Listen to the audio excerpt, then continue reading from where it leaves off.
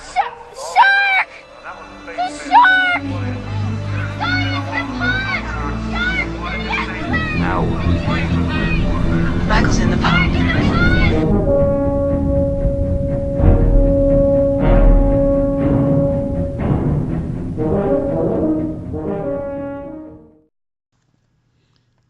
The desired intent of this video is in the free sharing of information.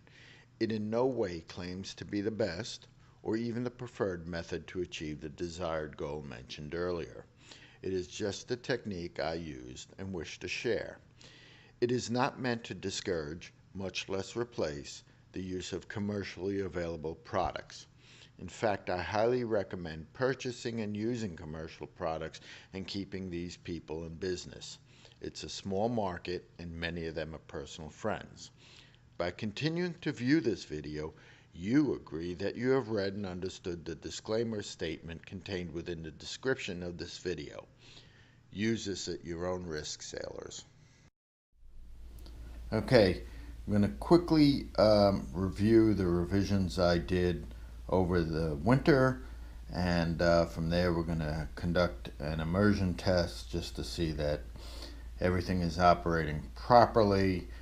I have somewhat of a watertight seal I'm hoping for, and that I can time the new pumps with emptying and filling the tank. So let's quickly go through it. Okay, this yellow container in the front is the standby power and charging station for the model. Charges here. When I flip that switch, the model is on in standby power, as you can see by the red LED. It'll sit like that all day until I turn the model on with this new 433 megahertz remote switch. I did have a magnet switch, but I decided to go with this now that they're available and they're relatively inexpensive. This is a relay housing. We're going to also be testing the watertight integrity of this housing and the electrical seals that I use, which are very similar to my pushrod seals. Sitting on the forward battery. Up here we have the front of the tank. Fair water planes for now. We'll see how they really work in real life. If not, eventually they'll activate firing fish if they ever develop, or I develop, electronic or electrical torpedoes. This is the relief valve for the gas system. I don't have my tank in the ballast. These hoses, when the model is sitting out all day, tend to burst from the heat in the sun, and I found that over many years that I was replacing hoses. So I got 105 psi relief valve, so if everything heats up, I know these are rated for 500 psi, but in the warm weather they develop a bubble and burst. There's arguments about it being in the tank, but when it's in the tank and that bursts when you're sitting out at a show and it's on dry land, you have to take it apart to install the hose. So this saves a lot of headache. This is the charging assembly. The tank is underneath here. Here's the coax for the 2.4 gigahertz. And here's the air induction tube for the snorkel system that connects to this tube here. Electrical connections, of course. Here is the ballast tank, the annular ballast tank I showed last year. Of course, I have reward information on that for just in case. And back here, these are the new pumps. They're installed. They actually take less room than the single pump I had there. They sit here on the bottom, and we're going to be testing that in a few minutes. Here's the after battery. These are fuse holders, which are sealed. Here's the antenna for the 2.4 gigahertz. And of course the rudder pushrod seal, the stern plane pushrod seal, 3-to-1 reduction, back to another 3-to-1 reduction, giving me an overall 9-to-1 reduction for this big ass prop. About 3¼ inch solid brass prop back here. So here are the cooling tubes. This is for the this cooling tube. It draws water by the forward motion of the model.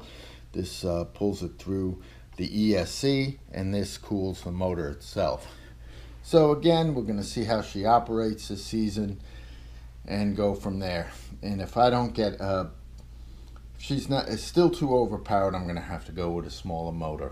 Right now it's a fairly large brushless motor. I think I overpowered it. Model's in the water, finally prepped, ready to go, and turn it on.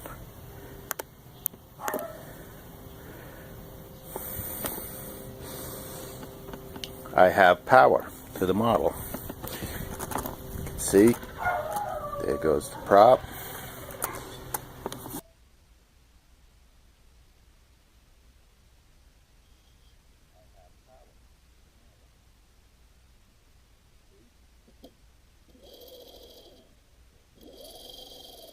Yeah, we're going to draw water in.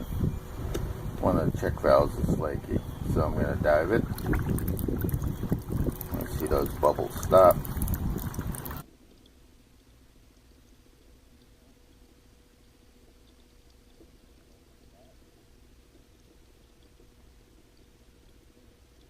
We have the time. Tank's filling up.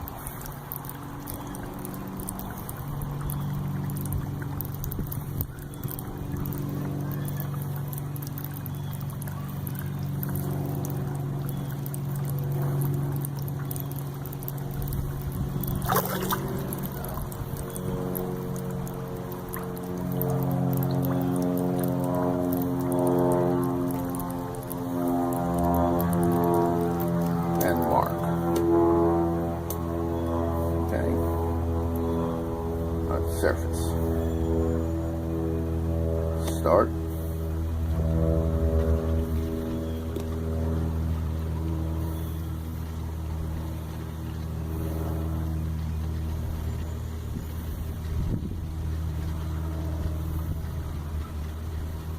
Definitely have a flaky ball valve, but that's okay.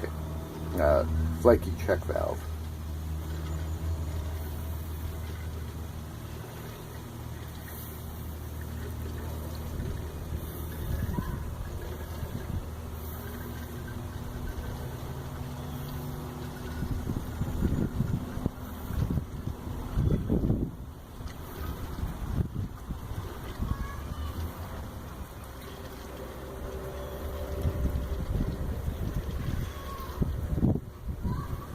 And I think that's it.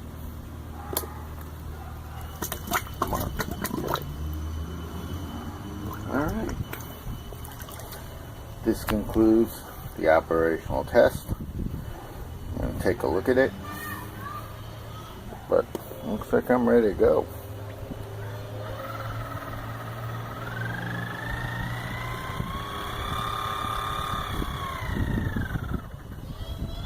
So there we go. Very cool. Very cool.